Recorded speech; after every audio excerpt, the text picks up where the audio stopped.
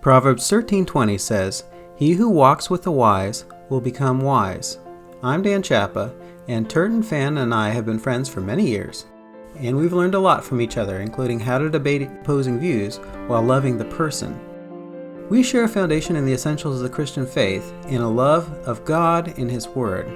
Here we'll dive deep into the Bible and present both Calvinism and Arminianism and the precise points of disconcurrence. Hopefully the contrast will bring you clarity. Welcome to Disconcurring Theo Amigos. Hi Turton Fan, how's it going? It's going great. How are you? Great. Looking forward to our discussion here. So other than this, I guess online I've been chatting with Leighton Flowers a little bit, going back and forth on prevenient grace and all that sort of thing. It's been an interesting discussion with him, and it's taken some unusual turns, I would say, but it's been educational. Good. Yeah. How about yourself? I saw you posted some stuff on the word world on your Facebook, and I was wondering if that seemed to tie in with what we were getting into. So maybe that'll tie into our discussion. Perhaps so. It was mostly just a matter of raising a question more than coming to a definitive answer on that point. Sure. So before we dig into John 3:16 itself, we actually had a comment on our page, and I'll just read it. It's from Narrative Discourse, and the comment says, and this is on our talk on 1 Timothy 2:4-6, when we're specifically talking about all men. And Narrative Discourse says, the scripture mentions at times the broad general overview, hence mankind, while at other places it can be more specific, such as the elect. This is completely plausible, same as when it speaks of the world, which can mean individuals that get saved throughout all the course of events past, present, and future, with the emphasis being how remarkable the power of Christ's saving efficacy and not the extent of every individual. So I wanted to touch on this because I thought it was a good comment, and it actually kind of gets at where we have been disconcurring a bit. So let me see if I can break this down from my side of things. So there's the obvious linguistic level. So when you look up a word in a dictionary, let's say the word world or men or all men or whatever, you're going to have various different definitions. And then obviously when you're dealing with an ancient language like Greek, then you have to even go one step further, but it's in parallel where you can look it up in a lexicon and you have various different definitions. And those definitions are based on usage, and you just have to use the context to determine which one is the correct usage. And let's say, for example, with the word world, it can mean every person. So like, God will judge the world or something like that. But it also could mean other things in different contexts. And I think you brought out one in one of your Facebook posts where, in essence, it sounded like basically like the public. Instead of Christ keeping his mission private or secret, expose it to the world. His brothers were asking him. And, in one sense, that's distributive. They're not saying limit it from any specific person, but in another sense, they're probably just saying make it public. So that might be a different definition that in the list of definitions for the word world. So here's the challenge that I think I've had with understanding your view, and I'd love to hear more clarification. So when I take these definitions that are in the dictionary, that sort of thing, they kind of map into concepts, and for me, the concepts are built from our experience and reality and that sort of thing, and then there's a bridge that can walk back to reality. So the definition isn't exactly the concept, it's like it, but it's basically the parameters under which things will be subsumed under that concept, that idea. And the concept is in our mind, it's our thoughts, it's in our thought life rather than on the page of a dictionary. So the concept comes from meeting people, right? So you meet this person, that person, and you see what's similar about them. Now, early on in life, maybe when I was a baby, I thought of a person as probably just the person that, the thing that brings me the milk. And then I started to develop my concept of people a little bit further, figured out, okay, well, they're rational, they move, and then finally from the Bible, I learned they are made in God's image. And so those are the things that are unique and essential about people that are different than fish or rocks or whatever. And so that's where I got my concept of person. And once I had that concept, that definition, which I built from my experience, from reality itself, meeting people, then once I have that definition, the next person that I meet and I see, okay, they're rational, they're made in God's image, they're person, then they fit within that concept. And so anytime I apply that concept, every person that fits that category fits in there, right? So that's the kind of the challenge I'm having, understanding your position, because it seems to me that you have this general idea of all men or world and that sort of thing, that when we're talking about it at an abstract level, it seems to mean everybody. But when we try to specify who that is, then some people don't fit within it, and it really boils down to just believers or just the elect. And the example from our last discussion was Christ is a ransom for all men. But when I said, okay, but if I bring this person to Christ and say, were you a ransom for this person? Christ could say, no, that person is reprobate, so they're not included within all men. But for me, that bridge has to go both ways. The understanding of all men or the world comes from reality and experience, and it has to walk back to reality and experience. It's a two-way bridge, and that's where I'm struggling. So I guess maybe if you could comment on that a little bit, and just from your perspective and how you work through those things. Sure. In terms of that analysis, I don't think that I do think we have some difference in understanding how knowledge is formed in the human mind. But I don't think that issue is the definitive issue. So even if I agreed that the way we come to know concepts is through experience, which, as I said, I don't agree. But even if I did, I don't think that would change any of the arguments that I'm making about understanding these texts. That's because there's a category of language usage that your arguments seem to be excluding. And it seems as though you're not allowing people in some contexts, but not in all contexts, you seem to be forbidding the use of language in a way that it is used.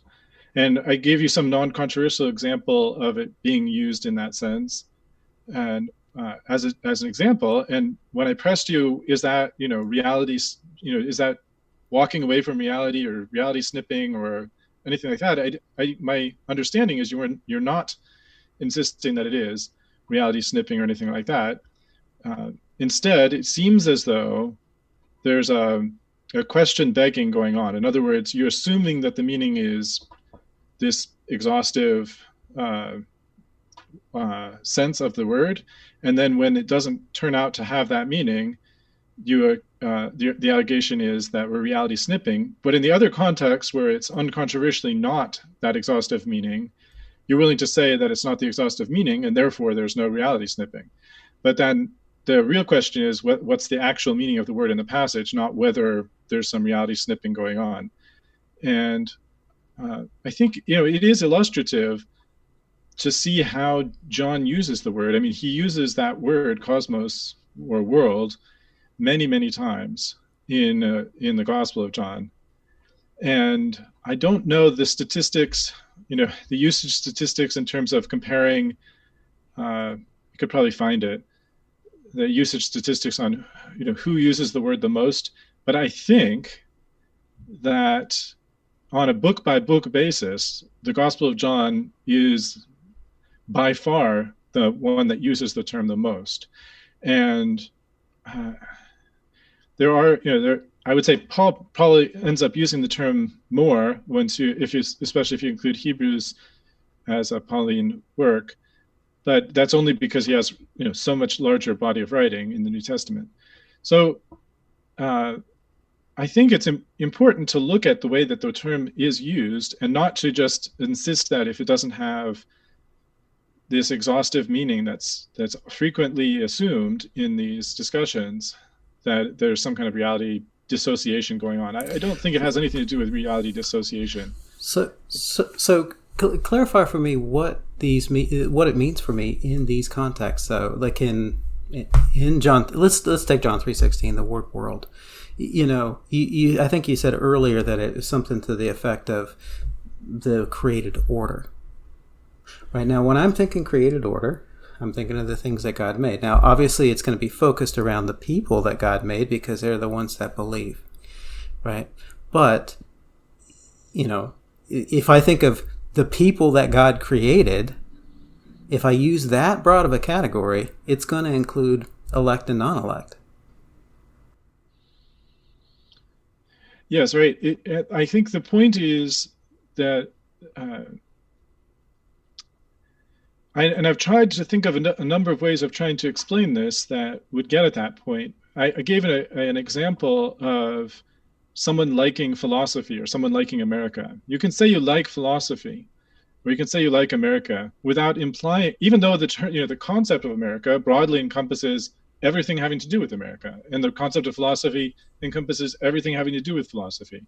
But that's not, when someone says they like philosophy or that they like America, that doesn't cash out in normal speech to having that exhaustive meaning of each and every person. It's a statement. It's a broad statement, a statement of a broad scope, but not a statement about the exact extent.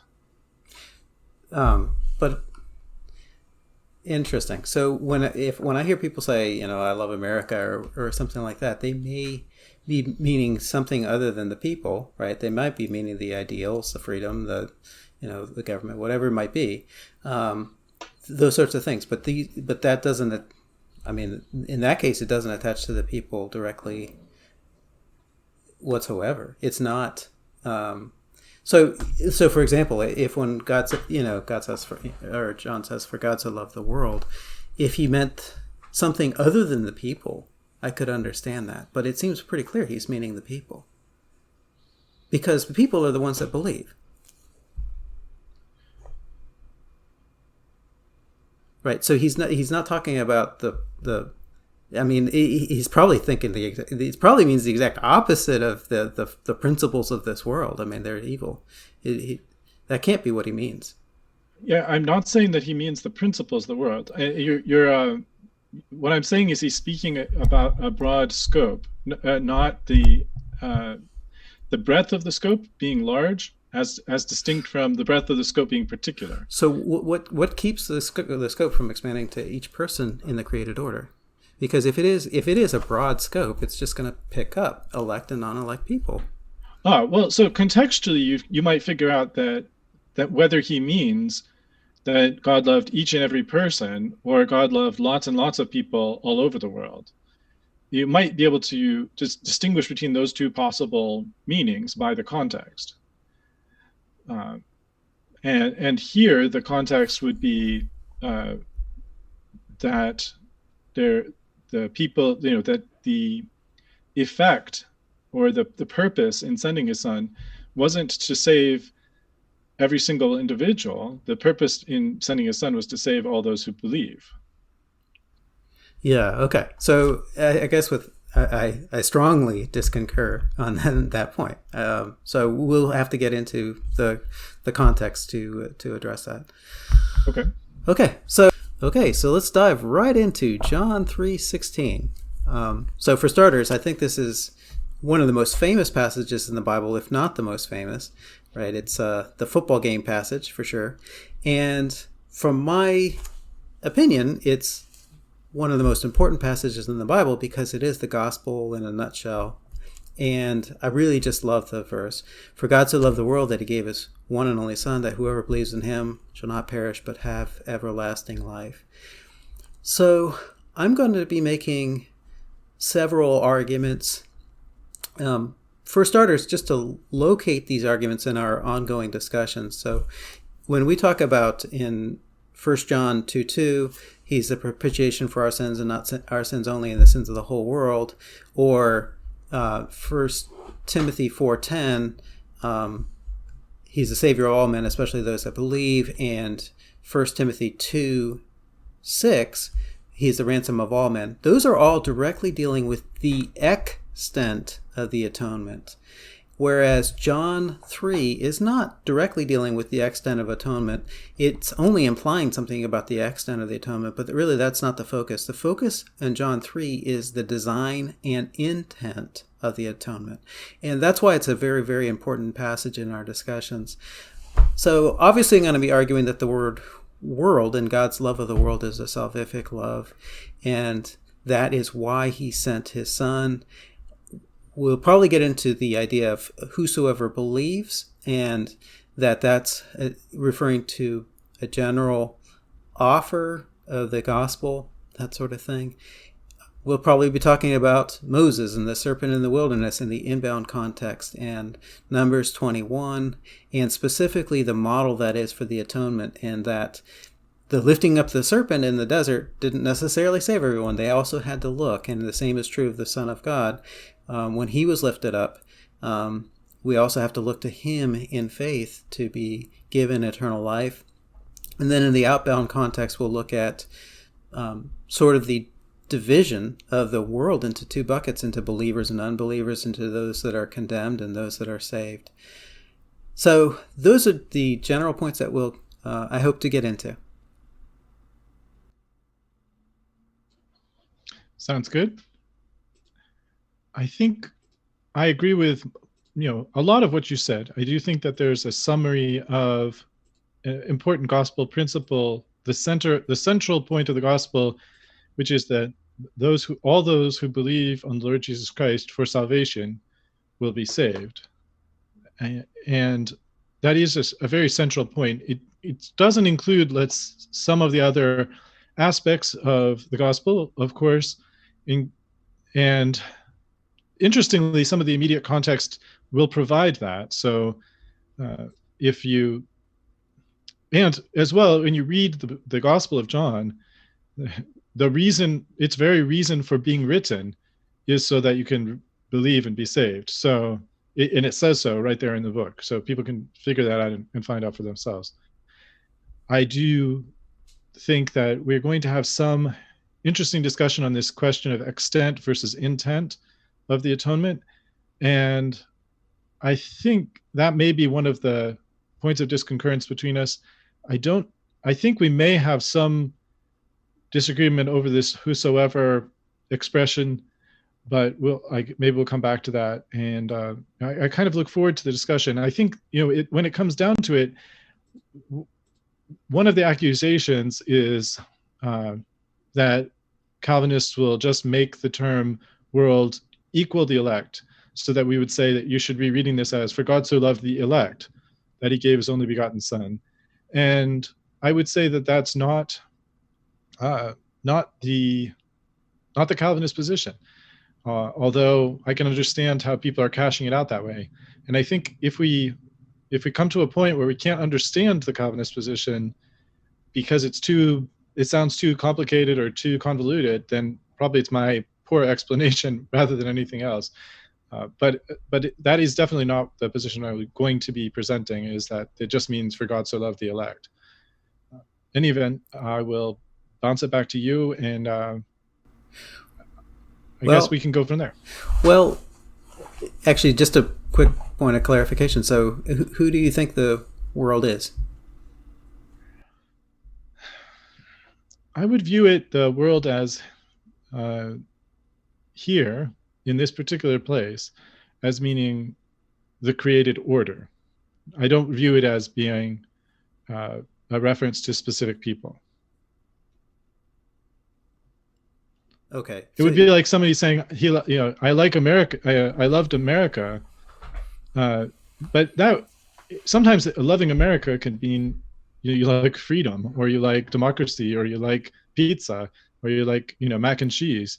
but it doesn't necessarily have anything to do with specific people in America, although hopefully it has something to do with at least some of the people, right? Sure. But it's not, you're not talking about, when you say I love America, you're not necessarily talking about people, any particular people. Okay, we can dive in. So I think the first part of the verse, for God so loved the world that he gave his one and only son, we might have some broad agreement on, but just so we're clear, I mean, when it talks about God's loving the world, it's in this way. The so is in this manner, in this way, and it's shown through the gift of his son. He gave his son. He sent his son. And the fact that it's his son, it makes the gift so precious to us that it's his son, but also precious to God. And it was a sacrificial giving type of love that we can see. Other than the word world, it sounds like we're probably going to have some differences on the word world itself and what it means. But there's those other aspects in terms of the giving of his son and he loved in this way, we might agree on. What do you think? Yes, I don't. Some people seem to read "so" here as like it's an intensifier, like he so loved him.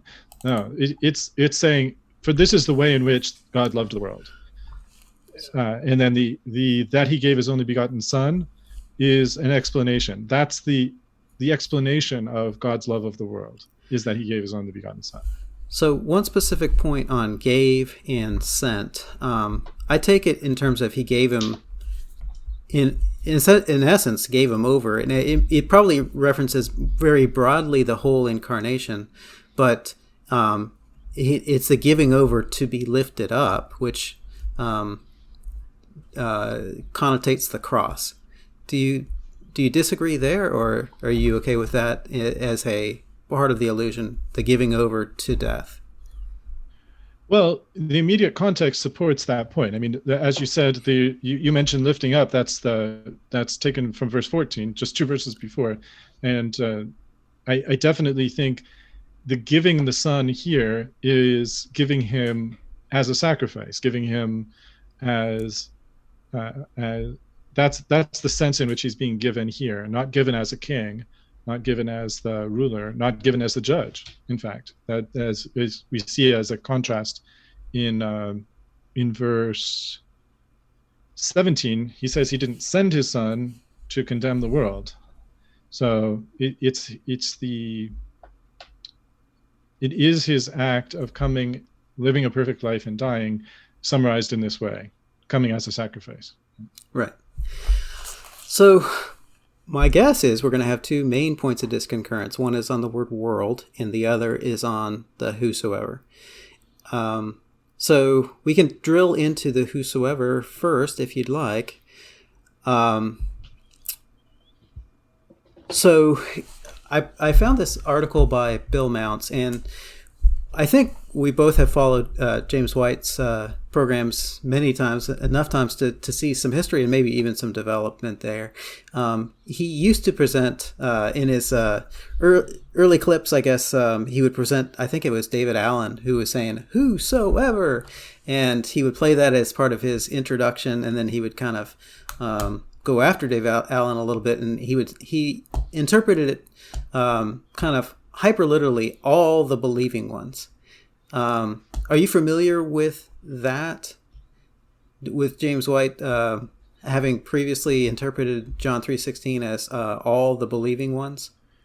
So the Greek literal translation of the Greek is definitely the word all.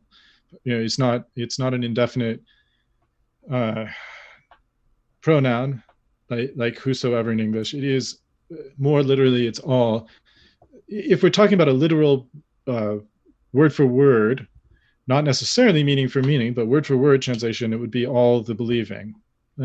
And the way that, let's say, the Latin Vulgate, which was used for centuries before English was used, in it's omnis qui credit, all who believe, and that it's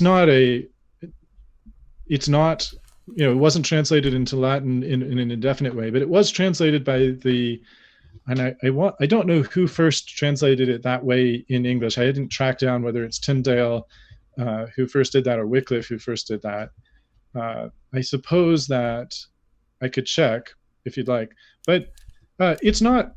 I would say that, and I briefly skimmed the article that you had sent over that Mounce had prepared, I think, talking about this.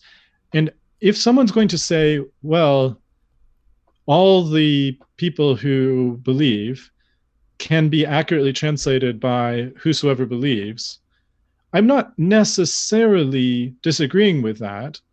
And I'm not saying that the King James Version's translation of this as whosoever believeth is a wrong translation because it's not all the believing. I don't know if James White would go so far as to say it was a wrong translation. Perhaps he did. I'm not sure. But it might be misleading to someone if they thought that the Greek was expressing something indefinite about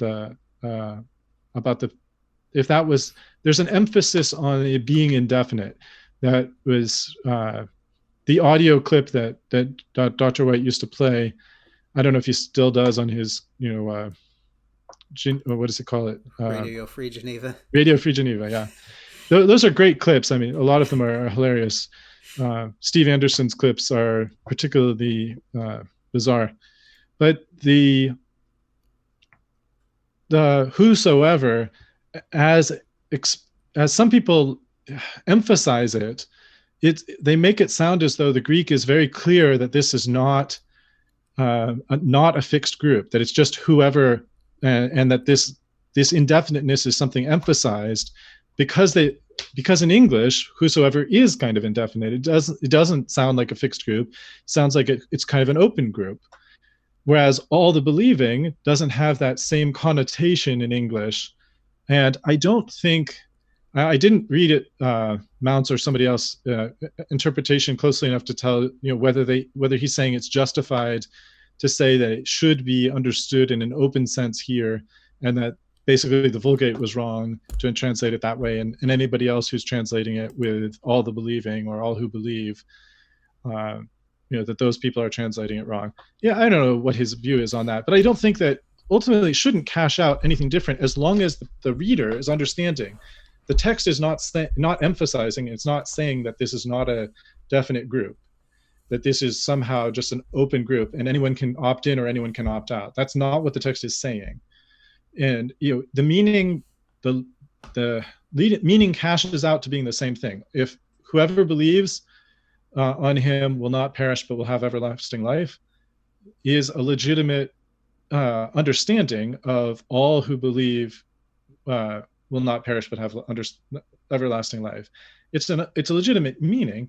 So I just think it's the main value of it is overcoming this, for lack of a better term, tradition that it's just an open group.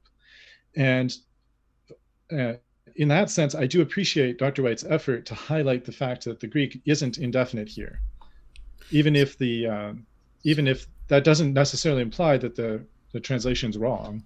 Just that it, So we don't need to make this about Dr. White himself, but I think he's backing away from that position a bit based on Mounce. But we probably should dig into Mounce himself. If you have that article up, that'd be good. I will. Yeah, I have it up. I'll pull it up. So I'm going to start with the third paragraph here. So he says, however, we do have an indefinite construction in John 3:16 with the pass and an articular imperfect participle, which indicates a general utterance, right? And he gives a reference to his own book. And by the way, Bill Mounce and Wallace are both just outstanding Greek experts, by the way, and served in many translation committees and wrote a bunch of textbooks on Greek and that sort of thing. So they really, really, really know what they're talking about. Okay, so just keep going. Just do a search for that construction and you'll see it's universal in intent. For example, but I say to you that whoever looks on a woman to lust after her has already committed adultery with her in his heart. Matthew 5:28. Isn't Jesus saying this is a generic statement true of all those who look with the intent of lusting? Of course it is. And he gives some more examples. Okay, so the first meaning of pas in BDAG, which is a huge and well-respected lexicon, is pertaining to the totality with a focus on its individual components. Each, every, any. The second is any and every. That sounds indefinite to me. Okay, let me stop here and comment on this a little bit. So let's take the concept all and let's take the concept any. Right? So imagine you got a page, a piece of paper, you got a bunch of dots on it. You just slide a bunch of dots. All is a circle. So you just draw a circle, and the dots inside the circle, those are all the dots. It's limiting. Any is it's a different concept. It's inside the middle of the dots. You draw arrows pointing out in every direction. All is a restrictive concept. Any is an indefinite, outward-reaching concept. So what he's saying is in BDAG, in the lexicon, past can have either meaning, and in this case, the meaning is going to be any.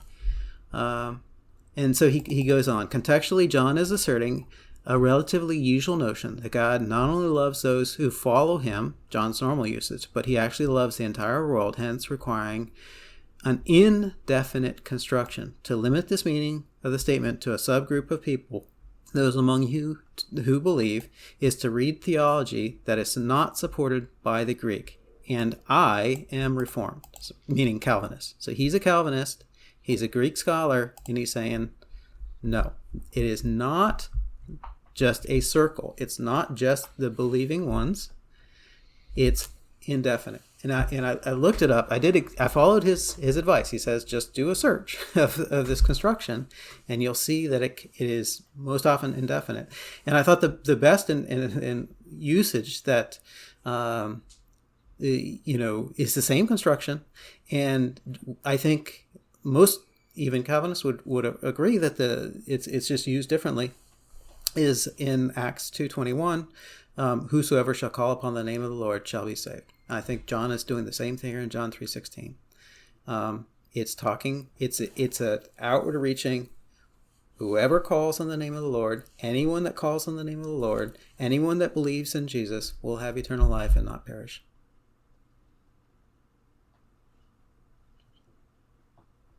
I do find it interesting that any with outward arrows, it isn't something that gives you any heartburn.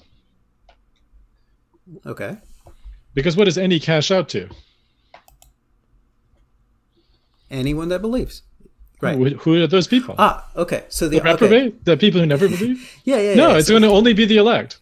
Okay. So yes. So the circle, I guess you could say that the circle comes after the arrows. So after the gospel is given to everyone, those that respond in faith have eternal life. That's true. But that's going to only be the elect. Yes, that's true. So, but it doesn't give you any heartburn that it ends up cashing out to the elect, because I think we both agree that the statement here is not about election at all. And the fact that I can cash it out to the elect doesn't mean that the word any or all or whatever it is, pas in Greek, that pas doesn't mean elect. It doesn't mean that. That's not the meaning of the word, even if it cashes out to being the elect because of something else that we know from somewhere else. So what I'm saying is that this is a general offer of the gospel, that whoever believes will not perish but have everlasting life. And that offer can be given to each and every person, and based on their response, that's whether they'll perish or not. Okay. Well, I would say, obviously it's not phrased as an offer right here. I'm not saying that there isn't such a thing as a gospel offer. Obviously, I'm a Calvinist. I'm not a hyper-Calvinist. I do believe there's a gospel offer. But it isn't here being phrased as an offer. It's here being phrased as a gnomic truth, if you want to follow kind of Mounce's approach, of saying that this is, that this is an indefinite construction. And I'll just set this aside. Like he does acknowledge, if you read to the end of his article, he does acknowledge that it would be legitimate to translate this as he says at the final paragraph, can you translate this verse without whoever? Sure, as long as you choose words that are not limiting. And his example is, God loved the world, so he gave his only son, that everyone who believes on him will not perish but have eternal life. So he acknowledges that that translation is legitimate.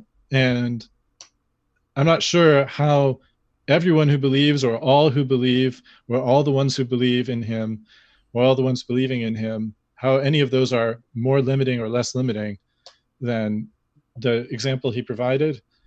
At least in English, I don't see any significant difference in limitation among those approaches. And the one thing that he objects to is he objects to, where is it? Those among you who believe. This seems instead, the issue here seems to instead to be tied, in terms of Mounce's, or his discussion of this text and the relationship between all the believing, or all the, we could go, he's, what's the final word he did? He used everyone who believes, something like that. Yeah, I think the issue here is more about the interplay between world and believe, as distinct from the issue of what does all the believing mean. And that's where he seems to be concerned that there's an attempt to transform the meaning of world, or something like that. I think that's what he's concerned by, but I'm not sure. And there are some number of there is a comment page available. I suppose we could send him some targeted comments and ask him if we have some targeted comment. Maybe it makes sense at some point for me to go ahead and write into him and express my thoughts on that. But I definitely acknowledge that Mounce is a Greek scholar, and there's no doubt about that. I mean, he and Wallace know more about Greek than a lot of people, or they've forgotten more about Greek than most people will ever know. There's no doubt about that. They're definitely scholars. I don't know Bill Mounce's, Reformed credentials, whether he's a 5-point Calvinist or what he means by Reformed or anything like that. I just don't know. I'm not questioning it. I literally just don't know. I've never discussed Reformed theology with him or studied what he has to say about Reformed theology. But I don't think, and I could be wrong, but I don't think he is saying that that James White's translation, all the believing, is wrong, because I can't see how that's any different from the one that he accepts, which is everyone who believes. But the point is the way that it's written. One's limiting, because he's saying it shouldn't be limiting. I'm not 100%. I think, in what way is it in which way is it limiting, or would it be limiting to say that? Like a circle rather than arrows. Well, but he doesn't use that here, at least. I don't know if he uses it somewhere else. He doesn't talk about circles and arrows here. And I wonder what he means by saying this. I think he's really more focused on the question of loving the entire world. And I think it may have to do with his understanding of what the word world means here. And I'm not sure the extent to which that's the real issue behind the issue is the meaning of worlds here. Fair enough. We can dig into world next. We may have to disconcur over the whosoever a bit. I don't know. I mean, do you think that the Vulgate is wrong here? Is it mistranslated by Jerome or all of Jerome's correctors? I can't say that I have dug into omnus. Is that what you said, omnus? I'd have to look omnis qui credet. Yeah, so I'd have to look at omnis, whether it has the same flexibility as pas in terms of any. If omnis can mean any, then I don't see an issue with Jerome's translation. If it doesn't mean any, then that sounds a little inaccurate. But we, Now but hold on a second. You're not just saying like any. Wait, I know that I agree that any is kind of an indefinite word. I agree with that. But nobody translates this as any. He's translated as whosoever or whoever. Or all, or everyone, but not any. God loved him so that anyone who believes... Whoever is an indefinite. I mean, right. Right. Whoever will call upon the name of the Lord shall be saved. Right. Anyways.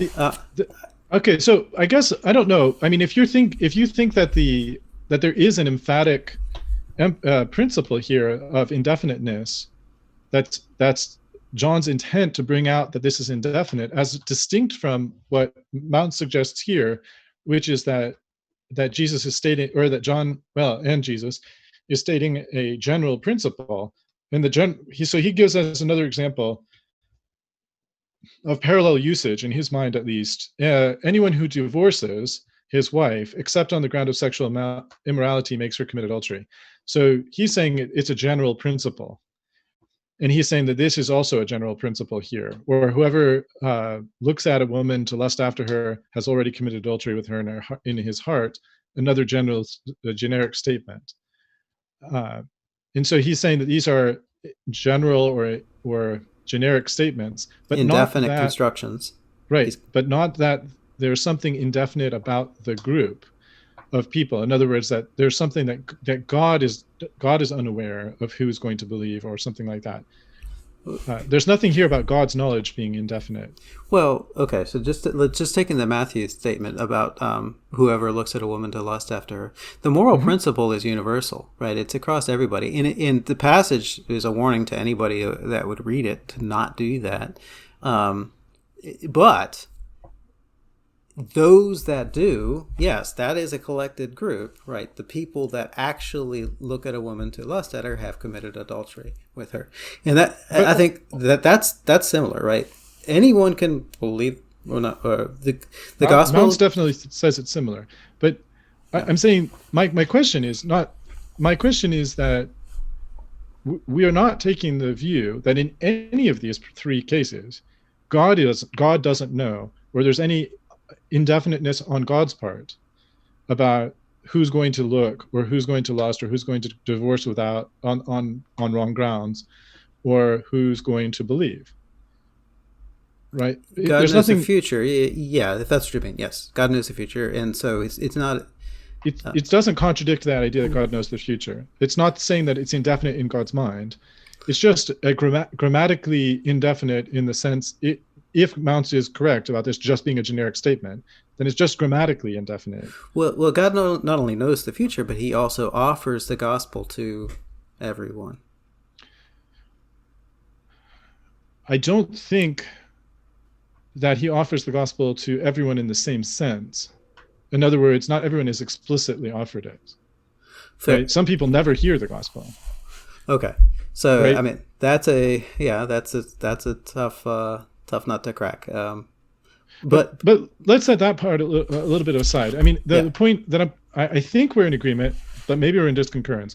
I think we're in agreement that even if we translate this as whosoever, or whoever, or anyone who, or everyone who, no matter which one of those translations we pick, the Greek is not suggesting that God doesn't know who that group is, and the emphasis is not on the group. That the emphasis that's being made here is not on the openness of the group, but instead it's on the believing. That's the emphasis. It's basically the same way the emphasis in Matthew 5:28 about lusting and committing adultery is not really on that this could be an open group and that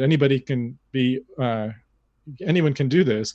The point is about if you do this, this is the consequence. And in this case, it's if you believe, you're going to be saved. That's the point. So the first thing you said, I agree with.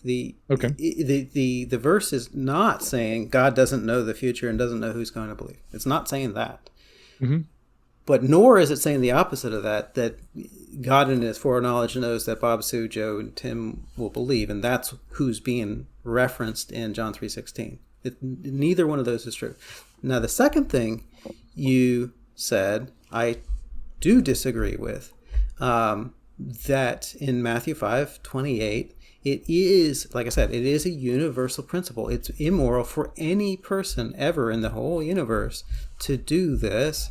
And if they do it, then they've committed adultery with a woman. But it's a universal principle, and it's a warning to anyone that reads that passage that if they do it, then they're going to fit into that bucket. Now, once they fit into that bucket, yes, the bucket is limiting. Right? Only the people that have actually done it have committed adultery. Well, I'm not sure about that. There's other ways to commit adultery as well. Oh, okay, fair enough. But, yeah, the optical adultery, if you will. So I think maybe there's some disconcurrence, but I think there's largely concurrence on that point. But the word world, I think we have a bigger disconcurrence on that one. Yes. So, all right. Well, I'll start out. So, just from John 3:16 itself, right? It seems pretty clear to me that that believers is a subset of the word world. So, for God so loved the world that whoever believes in him should not perish. The believer seems to be some subgroup underneath the world.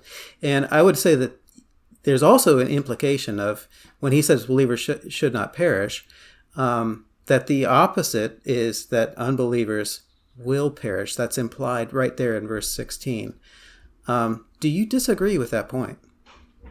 Yes, I disagree with the point. Okay. So how do you view the relationship between world and believers? I think believers is a subgroup within world, but you don't? What's the relationship? No, I mean, I think that we're talking about two apples and oranges here. These are two different things. One is talking about God's love of this thing that he made, and the other is talking about the specific people he's going to save. So is the thing that he made a broader category, including more people than those specific individuals he's going to save, in your view? It's not about the extent of the it's not a statement of a precise nature. It's a statement about God's love being broad and expansive, not about the particular extent. So it's not as though it's saying, the American population, and then it's saying subsequently those people in the Mid-Atlantic region, or something like that. It's talking about something that God has this broad love of his creation, and then the way that this cashes out this broad love is that he sent his son to save those who believe. So all those who believe, but yeah. So are you resisting just any comparison between believers and world? Or, I mean, it seems really clear that the world is going to be a larger number of people than believers. But you just don't want to go there. Why not?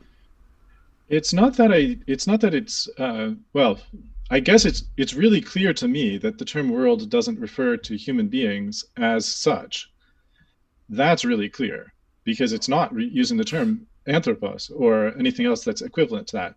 That's really clear. And it's not helpful for me when you just say the same point and add that it's really clear to you that you have a different view. But I would say the usage that John has of world isn't always, or even I don't know what the majority or not majority, but frequently isn't about people as considered as people. And that's kind of the point. It's like saying America. So what gets condemned and what gets saved, if not people? Well, angels are one thing that get condemned in some cases, but let's set that to the side. The point is, if you look at like read John from the beginning of John, there's a distinction between people and the world that he introduces in John 1. This is the true light that lights every man that comes into the world. He was in the world, and the world was made by him, and the world knew him not. And then later, he's the Lamb of God who takes away the sin of the world, right? And we can go on like this. And then the idea of the world is an idea that has some reference to the people in the world, of course, right?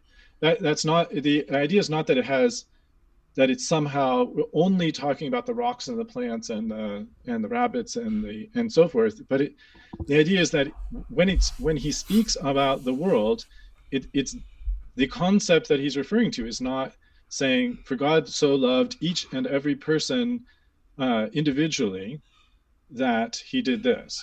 So I'm sorry. Let me go back to my question. Except for angels, what other than people gets condemned or saved? Nothing. Okay, so when verse 17 says, "For God did not send his Son into the world to condemn the world, but in order that the world might be saved through him," right? The word world is talking about what other than angels? Is it talking about people? Yes, but not as such. Okay. Yes, but not as such. But it is talking about people. So of course, but you had previously said not as such. But you'd previously said, what do you mean, but not as such? What other than people are getting condemned? What other than people and angels are getting condemned and getting saved? And I already answered that one, and I haven't changed my view on that. But they're still not speaking about them as people. It's a way of speaking about them without speaking about them as people. What else is he speaking about if not people or angels? What's the other thing? That's not what I'm arguing. What other aspect of reality is he communicating to us about other than people or angels? Is there anything out there in reality that he's talking about other than people and angels? Well, again, you come back to this question of reality, but my point is that he is talking about humanity, but he's not talking about them as individuals.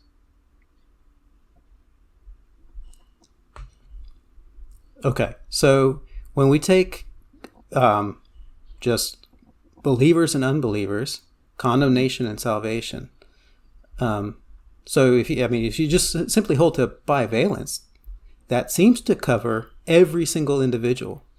A person is either a believer or they are not. They are either saved or they're condemned. Just on straight bivalence, there's no escape. Yes, but there's also a problem of false dichotomy, which is that either this is about individuals or it's not about human beings. And that is a false dichotomy. That's not a question of bivalence. So other than individuals, what people do you know? Americans. So when you say the word Americans, did you get that idea by meeting people that are in this country? What if I did? But even so, regardless of how I got the idea, you can speak about Americans without speaking about any particular individual. But they fit within that category, that definition of Americans. Those people that you've met that are Americans fit under that definition, do they not? But I'm not necessarily talking about the people I met specifically. But okay, this is where we get to and you say it's a false accusation of snipping, the connection between your speech and reality, but that's exactly what you've done, because you've disconnected what you're saying and in the thought you have to the actual instances. Okay, if you say so, but certainly that's not how we build up the concept of worlds, from meeting everyone in the whole world. Okay, and obviously that's not the case. So that even if it were true that somehow I could only define terms based on my own experience, then I couldn't have general terms for anything because I'd never experienced the entire general category. But I really suggest we set that epistemological question to the side because it's a distraction. The issue is not whether my knowledge is built in a certain way or not. The question is whether I can speak in generalities, and I can, and people do, and you do too. I'm sure. I don't think you have been quite clear in terms of what you are saying, what you think the word world means. But let's just take another word. Let's take another word, a different word than the word world. Let's take the word Gentiles. Do you agree that Paul is described as the apostle to the Gentiles? Yes. Or an apostle to the Gentiles, depending on how you look at it. But so does that mean that he came to the North American Indians? Of course not, right? No. But does Gentiles include North American Indians? It does, yes. But so he's the apostle of the Gentiles, and it says he's going to go speak the gospel to the Gentiles. Does that mean he spoke to every single Gentile? Obviously not. But you can still call him the apostle of Gentiles without him going and speaking to every single person who's a Gentile. Because of the category of people that he's going towards. I mean, he didn't even only speak to Gentiles. He also spoke to Jews first, in fact. But that's not. But the point is, you can speak about a category without meaning to refer to every member of the category when you speak about the category. And that's regardless of whether you build up the concept of Gentiles from meeting Gentiles or whether you got the context, whether you got that idea innately or any other way. That's irrelevant. You can still use that category, and you can still speak generally. You can still refer to it. So if he says, if the term world here is meaning something the same as Jews and Gentiles, without meaning each and every single person in that group, but it's just meaning the broad category of Jews and Gentiles, then we don't have that same. There's not a question of, well, so you're saying that he's come to save rabbits and griffins, but not just humans. No, that's not what I'm saying at all. I'm not saying that world is referring here to God necessarily to God's love of the angels or the fallen angels or anything else. But I'm just saying that it's not speaking about each person who's part of the world that makes up that set. It's not speaking about an individual personal love of those people. So when Paul preached to the Gentiles, did he preach to some non-elect Gentiles? Actually, we're not told about that, but I think so, because it seems as though he preached to some that he, like Alexander, the coppersmith, and so forth. So even these alternative concepts that you might be able to come up with are going to include non-elect people. And so, if God's love of the world includes does God's love of the world here expressed in John 3:16 include non-elect people? So I suppose that's an interesting question. And I think the way that we cash that out is by looking at the remainder of the sentence. Because it says, this is the way in which, when we say he so loved the world, he said, this is the way in which he loved the world. The way in which he did that is he gave his only begotten son, or his one and only son, depending on how you want to translate monogenes. But he gave his only begotten son, that whosoever believes in him should not perish but have everlasting life. So his love cashes out only for believers and not for unbelievers in this scenario. Now, I know you said you disagree, but I don't see any benefit coming to unbelievers in this verse. Okay, so let's just, for kicks, read it with believers instead of world. For God so loved the believers that he gave his only son, that whoever believes in him should not perish. That's absurd, right? How is that absurd? That seems like a perfect lineup. No, because it's whoever believes. For God so loved the world that he gave his only son, that whoever believes. For God so loved believers that whoever believes should not perish. Mm-hmm. That's just grammatically. Okay, here's the problem with that. The should not perish. If it was guaranteed, then it would not. it has to imply a possibility that they may not believe. So what has to imply so that? so let's say I love my family so much that whoever wants to can go with me to Disney World, right? Why would I say whoever wants to if it's guaranteed that they're all going to go? Or more to the point, in 17, for God did not send his son into the world. For God did not send his son to believers to condemn believers. Right? That's laboring on the obvious. But in order that... It's obvious now, yeah. Yeah. Whoever believes in him is not condemned.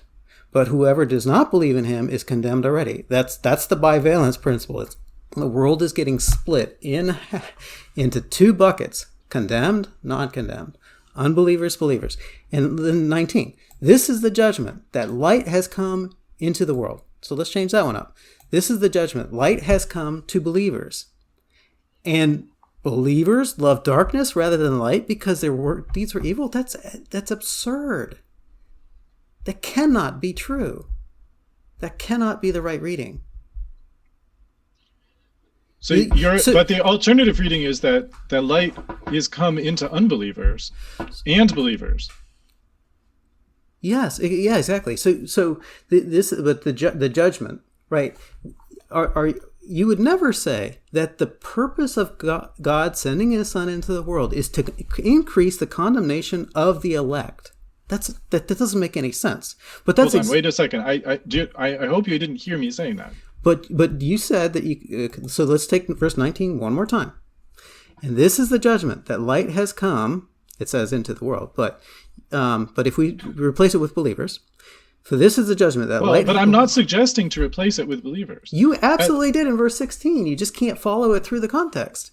But you said that was the perfect fit for 16. You said it was the perfect fit for 16. I absolutely did not say replace the word world with believers. In fact, I repeatedly said it's not talking about people as individuals.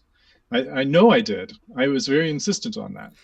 Right. Okay. So, but the created order, it would be a good replacement. The point I'm making is that the context does not support the idea that the word world could be limited to or cashed out to the elect. It cannot. It does not sustain it. No, but the question about what constitutes God's love of the world, it can be cashed out to just being about believers. That's the part that you have trouble accepting. But there's no benefit to unbelievers in this passage. Not a whit of benefit for them. They're already condemned. I know we just concurred on whosoever, but this is why it matters, right? Because the unbelievers are given an opportunity to be saved that they didn't previously have. Really? They didn't previously have it? Not until God loved the world and sent his son, that whoever believes should not perish. No. That's what you think the text is saying? That's absolutely what it's saying. You think that it's saying something about an opportunity? It's an offer, yeah. Yeah. It says beforehand that the people he that believes on him is not condemned, but he that believes not is already condemned. Why? Because he hasn't believed. Exactly. Right. And this is the condemnation. That light came into the world, which is Jesus, and men loved darkness rather than light. Right. Why? Because their deeds are evil. Right. So before Christ was sent, they didn't even have this light. So this light was provided to them. So that is the blessing that's given to them that they didn't previously have. And it gives them the opportunity to be saved. And this offer of the gospel is there for them that they didn't previously have before God sent his son into the world. Let me make sure that I'm hearing you correctly, because I may be mishearing you. Right. It sounds like you're saying that God had no offer of salvation to anyone before 33 AD. No, but it was always based on 33 AD. But the Old Testament saints look forward to the cross, the New Testament saints look back at the cross, but it was always based on the cross. So this before and after thing doesn't seem to be accurate, unless I misheard something.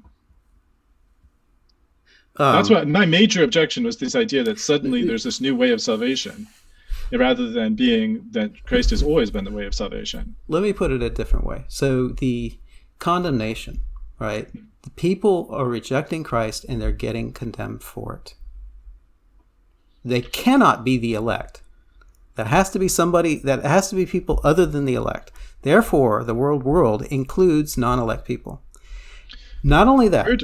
The word world broadly refers to the created order, humanity, including all kinds of human beings. Including it doesn't the non-elect? necessarily refer to them as individual people, though. That's the point of disconcurrence. For you, if it includes them, then it also refers to them as individual people. And I say no. And that's the major point of disconcurrence. I think that the other part is a little bit more of a trivial point. But the point that I was trying to raise, and it seems like you were disconcurring, is that the love of the world, whether that, no matter how you explain it, even if you interpret it as meaning God so loved all the elect and all the reprobate, according, in his, that he knew that all the people he knew would eventually believe, and all the people he knew who would never eventually believe, he loved all of them individually. Even if you say that, the way his love cashes out in this text is a benefit only for believers.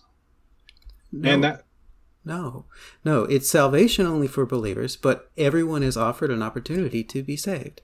And that's something it doesn't say anything about an opportunity. It just says something about people who do believe. Yes, it says exactly that.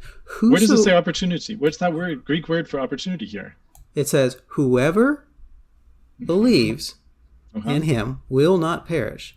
Now, It also says, the light has come into the world. Mm-hmm. And people love darkness rather than light. They didn't have that light without and apart from the Son. Okay. Now, another place we can see it is in the inbound context. Well, hold on. I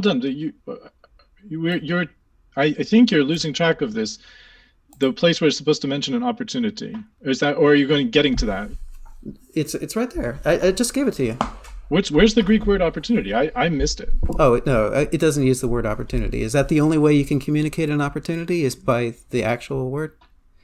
It's a very helpful point if that's the main benefit that's being received by non-believers here. Yeah, but okay. And I'm not sure that it's a benefit to them. So let's not get stuck up on the semantics. Whoever believes, right? All the believing ones. Everyone who believes. We've already disconcurred on that point. So I guess I could see in your side of things, because of you're not following Bill Mounce. Then in that case, you might not see that there's an opportunity there, but you should at least be able to see that the light has come into the world, and people are loving darkness rather than light. I don't know how you missed that. Because why do they love it? Yeah. But what is the light?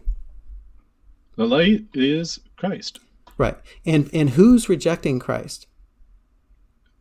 Are they elect people or non-elect? Initially, it's everyone. Okay.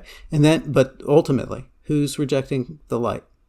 Ultimately, the non-elect will reject the light. And do they get condemned for that? Yep. Right. But that doesn't sound like a benefit to them. Right. Now, can they? Okay. So, could they reject Christ if he wasn't sent for them? They could still reject Christ even if he wasn't sent for them. In other words, yes, of course. What are they rejecting? Well, why isn't his lordship? They're just rejecting his rule. They're rejecting his lordship. They're rejecting his priesthood. They're rejecting everything about him. Is he offering himself to be their Lord? Offering himself to whom?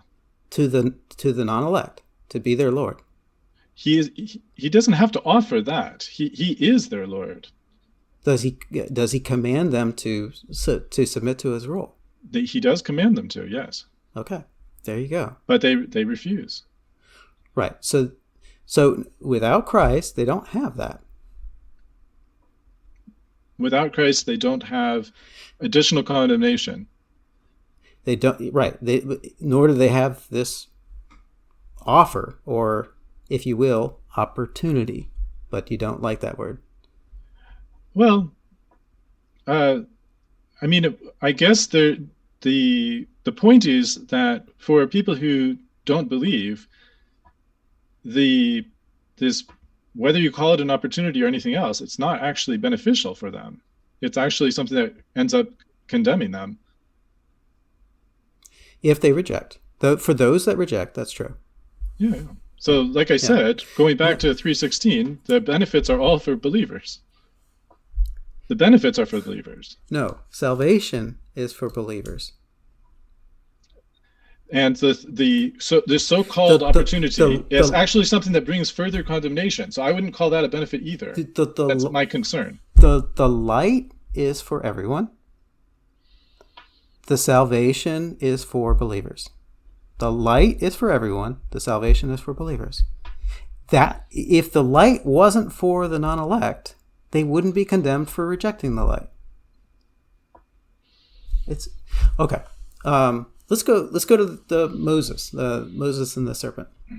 Okay. As Moses lifted up the serpent in the wilderness, so must the Son of Man be lifted up, that whoever believes in him shall not perish but have everlasting life. This is actually from Numbers 21, which I'll switch to Numbers 21 real quick.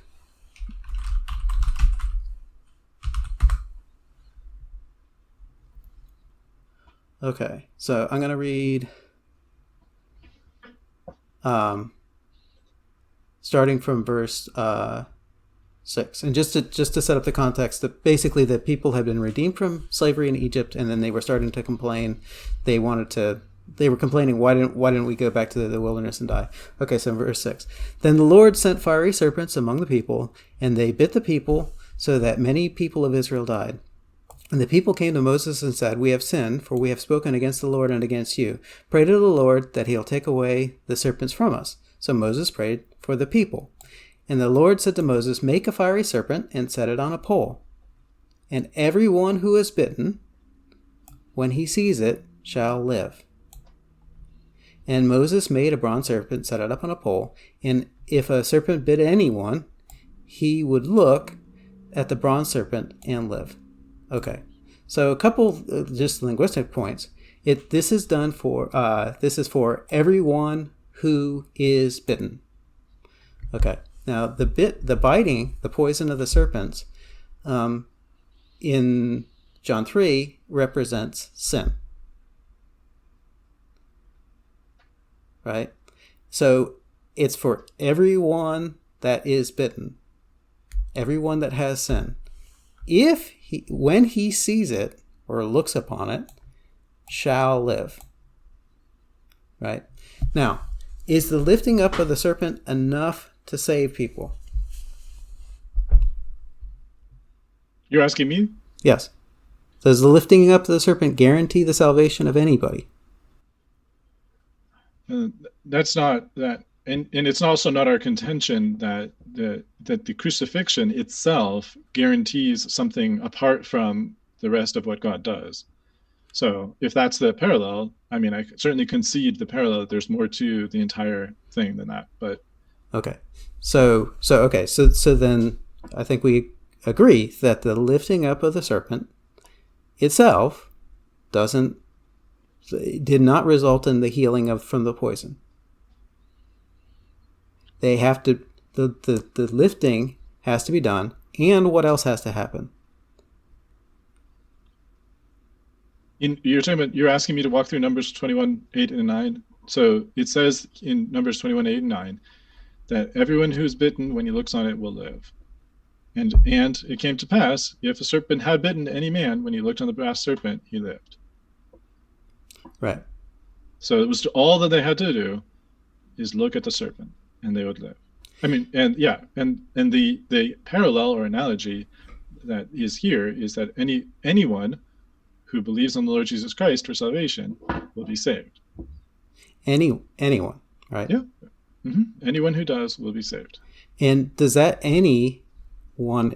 apply to all the people, at least in this context in Numbers 21? Any one of them If they had looked, they would have lived.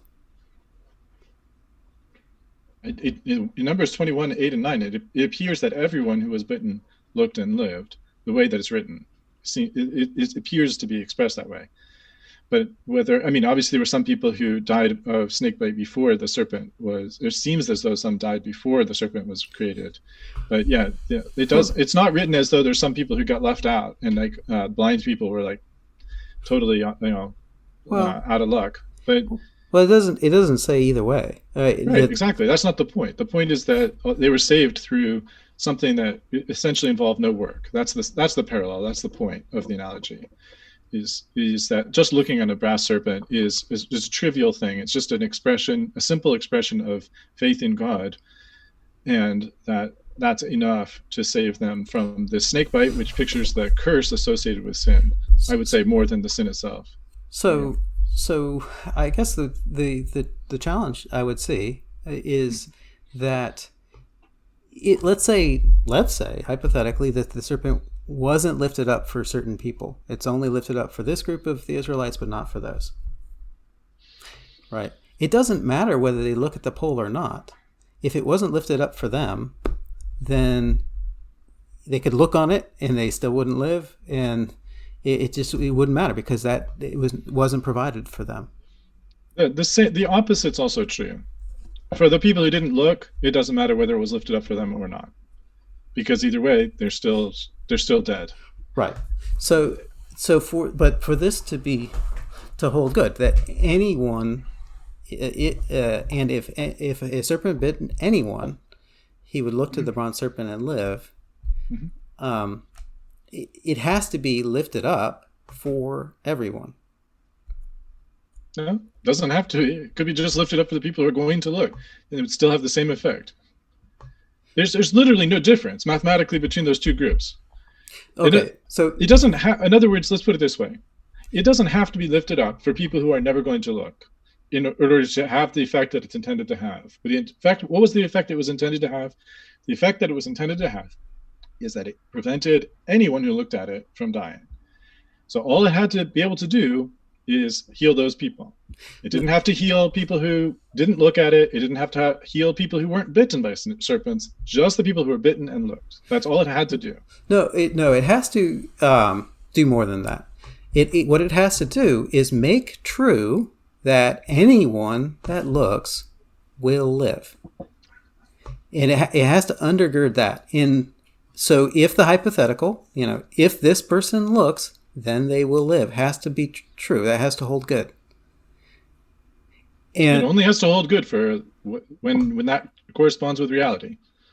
It doesn't have to hold true in some non-real world where somebody does something, a counterfactual world. It doesn't have to hold true in a counterfactual world. It only has to hold true in the real world. Okay, so the statement, whoever believes will not perish. Right. For that to be true, it has to be true that if this person believes, then they would not perish. Yep. That has to be true. But it only has to cash out in the real world, not in some counterfactual world. Why doesn't it have to cash out in the counterfactual world? It seems like it should. Because otherwise it's not true that if they believe, then they would be saved. Yeah, of course it's true. But so in the alternative scenario, in the alternative world where they believe, then they need to be saved. In the alternative world, it would have been for them. So in the alternative world, then the snake would have been lifted up on their behalf? Yeah, I mean, it's not really about the snake. We're really talking about Christ. But all it would have to do is all it has to do is to be able to heal the people who look. It doesn't have to be able to do anything for anyone else. And in the snake's case, it only has to be able to help people who are bitten by the snake and look. I think it has to cash out. I think it has to undergird the statement, if they look, then they will live. Which is in addition to the ones that actually look. It has to be able to do both those things. Because it has to be able to do what other thing? It has to make true the statement that if you look, then you will live. See, but there's a quick conflation that happens in this discussion with a change between if you look, you will live, to if you would have looked, you would have lived, which is a different statement.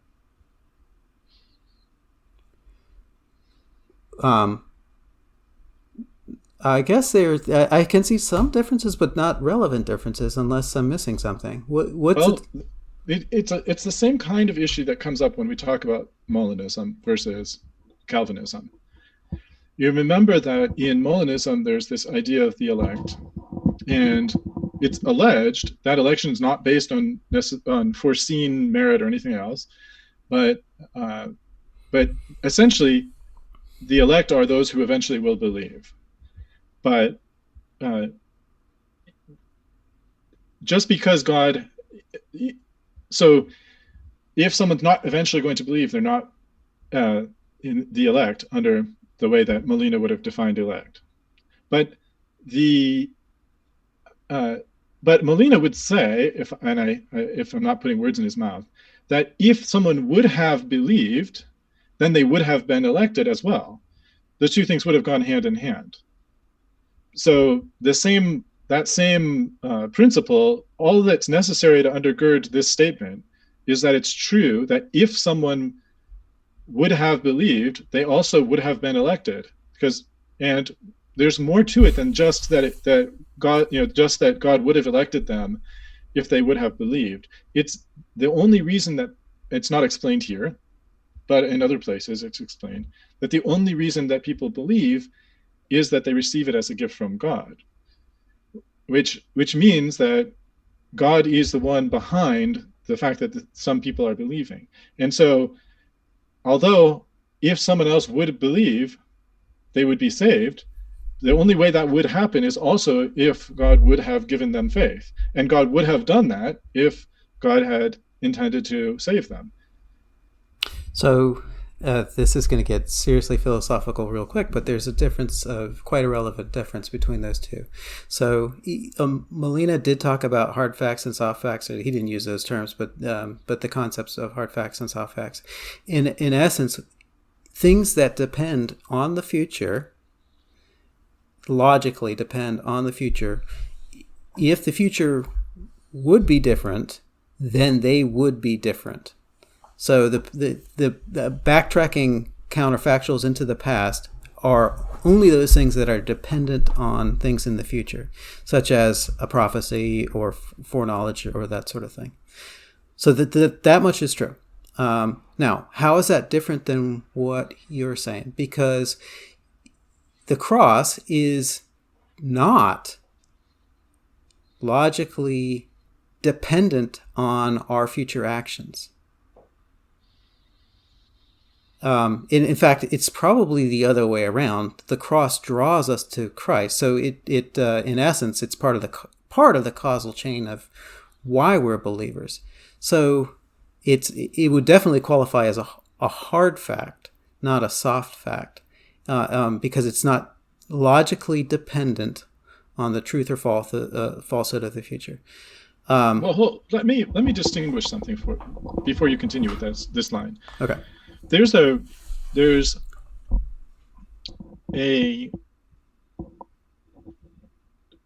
Christ dying on the cross, Christ being put to death on the cross, is something that is an objective fact of history. It's something that God predestined to occur. It's something that was going to occur, and it's also something that did occur. That in itself is a historical event. The question of when we speak about Christ dying for someone, we are either talking about the subjective intent of the Holy Trinity in Christ's death on the cross, or we are talking about the application of the work that Christ did on the cross to people. So those are the kind of two ways in which we usually talk about it. But that's the subjective intent of the Holy Trinity with respect to Christ's death on the cross is the linkage. It's the linkage between that, the intention behind Christ dying on the cross, and the salvation or not of individual people. That's the central question. So it's sufficient to ground the truth of the statement that anyone who believes will be saved, that God intends to save absolutely everyone who actually believes. It's not necessary for God to somehow intend something about a reality that doesn't exist and that God had no intention of ever bringing into existence. So we did get probably more into the philosophical than I prefer, but it's all good. It was a good discussion. But so in terms of intent, in 16 it says the actual motivation for God's love of the world, and in 17 it says it even more specifically, right? In order that the world might be saved through him. And this world is the same one that when the light comes to them, people love darkness rather than light. So it has to include the non-elect. So at least some non-elect people, and I contend all, but at least some non-elect people were loved by the Father, and the Son was sent to save them. And they rejected. That's the intent. The love, the desire to save, and that included at least some, if not all, non-elect people. Obviously we're going to disagree about that, but because for me it's enough to point out that the term world in 16 and 17 is the same, and it refers to the created order, or broadly humanity, but it doesn't refer to people as individuals, considered as individuals. And a fair paraphrase of 3:17 would be that God did not send his Son into the world this time for the purpose of bringing condemnation publicly, but instead about bringing salvation publicly. And if you use that paraphrase, he didn't come this time to bring condemnation to the created order, but so that he could bring salvation to the created order. That's true if the only intent is to save all the believing ones, and the intent was not to save the unbelieving ones, the finally unbelieving ones. It's still a fair statement as long as world is met by by a large number of people throughout the world, people of every tribe, tongue, and nation. And light rejectors. It has to include light rejectors. It doesn't have to include light rejectors, though, because if you look at I suppose what you're saying is you're going down to 19, but there the word world is saying that he came into the world, the light came into the world, meaning, which I think is really a reference back at this point. It's almost undeniable that it's reference back to John 1, but it says he's come into the world, meaning into the created order. And then men loved darkness rather than light because their deeds were evil. Then, so instead of saying world there, there's a switch to men, and then there's a distinction, John, between those who, for everyone that does evil hates the light and doesn't come to the light, and then he that does truth comes to the light, so that his deeds can be made manifest, that they are wrought in God. So let me see if I understand this distinction you're making between he came into the world and people love darkness rather than light. I still submit that the people that love darkness is a subgroup of the people in the world. I agree with that. That it's a subset of the people in the world. But I again say that when the word world is used, it's not always referring to every person in the world as considered as an individual. But if it's a subset of the people in the world, yes, then the non-elect are, at least some of them, are included in the people of the world. And the elect also, many of them. Right. Yeah. So, and if you follow that seems to be what you were contending against, that whosoever believes is a subset of the people in the world. No, I'm not. I'm just saying that the word world is not referring to every person in the world as individuals. It's a general reference. Is it referring to them? as a group as opposed to as individuals. It's speaking in generalities. I'm not sure how to make. I just can't think of any way of saying it more clearly, and I think it may be my fault that I can't explain this more clearly. But you have to. For me, you're going to have to tie it back to reality. Otherwise, I'm not going to get it. But I don't have any. You don't have a problem speaking about in generalities about things like, do you like philosophy, or maybe you hate philosophy, or you don't have a problem with that, speaking in generalities on that. But when it comes to this one topic, because there's this theological motivation, now you have a problem with it. No, okay, so I can cash that out for you. So okay, I've read Aristotle and I've read Molina and whatever, and I can tell that there's some similarities between these folks, and what is it that they're delving into philosophy. So from the particulars, I can abstract out the concept, but I don't cut the tie. When I'm saying I like philosophy, that subsumes the philosophy that I've learned from this source, that source, and others. But it all ties back to reality. But it doesn't mean you like all of the philosophy, right? But it does. What it does mean. That's where I got the idea from, and the bridge walks back both ways. It goes, when I'm talking about my love of philosophy, it includes the philosophy that I've learned from this person, that person, that person. I understand that it could include that, but you also probably have read some philosophy with which you disagreed, like Kierkegaard or Kant or something. Sure, yeah. But you could still speak in generalities and say you like philosophy, even though some of the philosophy you experienced you didn't like. People do speak in generalities. It's a normal way of speaking.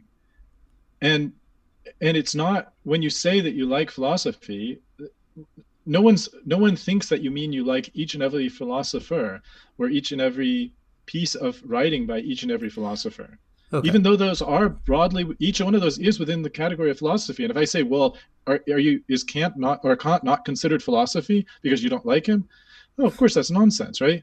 I'm just trying to explain the idea of speaking in generalities, and it doesn't seem to be connecting, and I'm not sure why. Because like when we talked about these non-controversial examples, you seem to have no problem with it. Like you didn't have a problem when he says, "Show yourself to the world."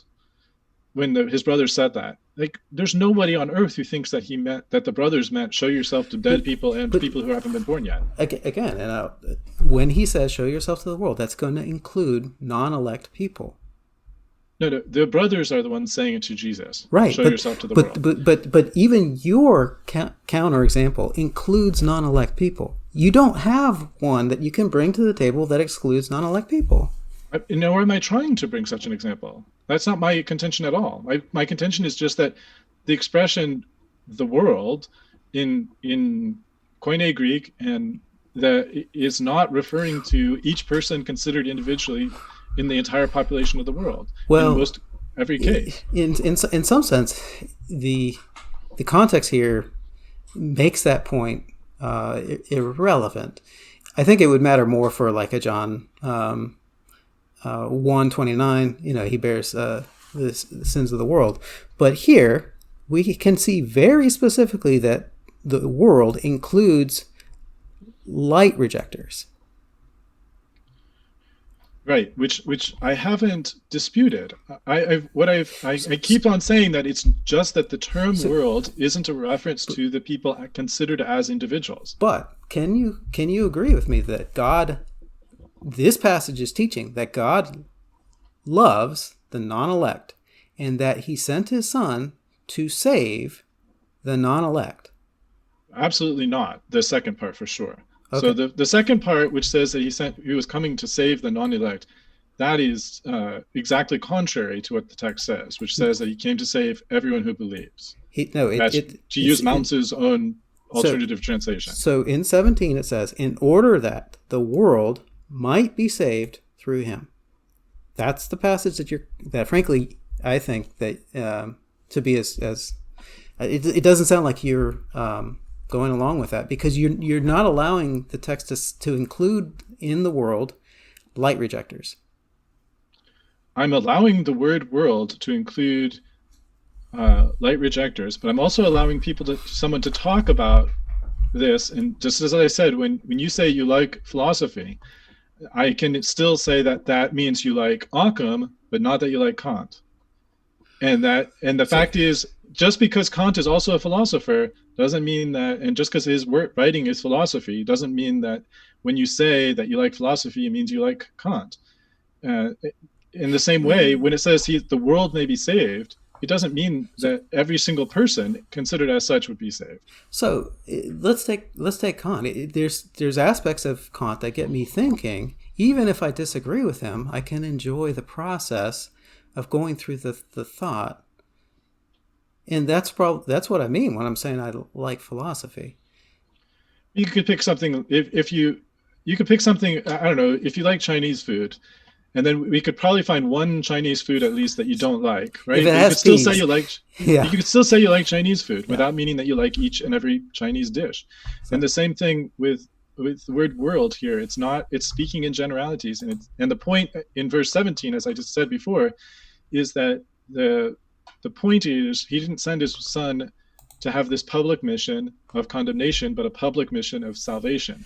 Not that he came to save people who won't believe. That's so not what it says. okay. So, but this is where we're going to have to disconcur. Okay. But for me, the word world is the people in the world.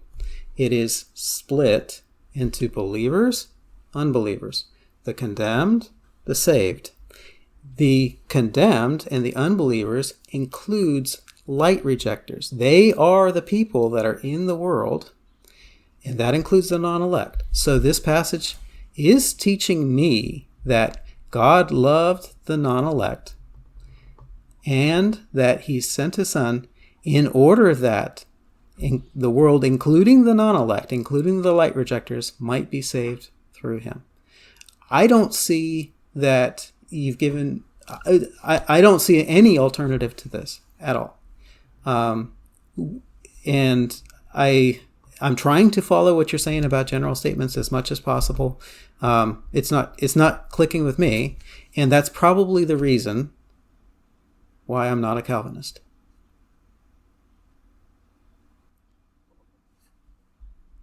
Okay. I guess we can leave it at that. That I think we've each sort of said our piece on it, and if unless you think there's some need for further clarification. No, I guess let me just go through my notes real quick just to make sure we didn't miss anything. Let's see.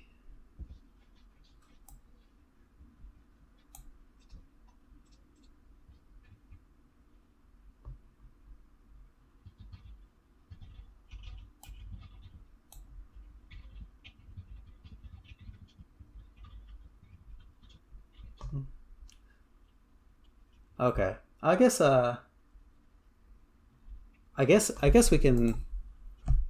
we can leave it at that. Yeah. Sorry.